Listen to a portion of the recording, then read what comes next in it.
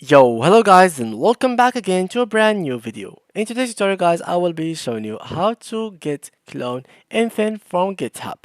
So, how to clone a code from GitHub to your HTML source code for your web page, to your Python, to whatever language.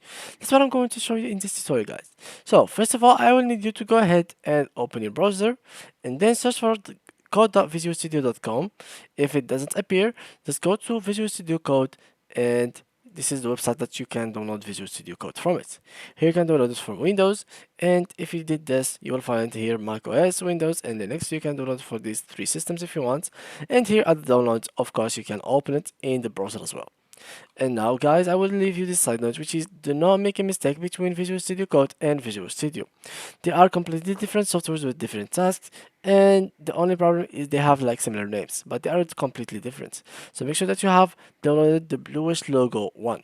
Now, after we finish with that, let's go to, for example, to GitHub, but let's get an idea for, so I want HTML login form template, for example, GitHub. And here I will go here and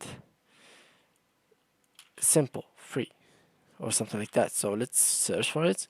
Here it is. So this is it. So you can go here to index.html, copy this, go to the end and go to your project.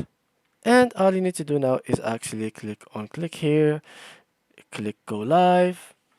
And here it is. So log in with Google, Facebook, or email. Don't have an account, sign up. So something like that.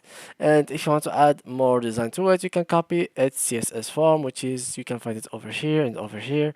So these are the assets of your form. So this is CSS style and everything about it. So guys, that's how you can clone anything from GitHub. Thanks a lot for watching and see you in the next tutorial.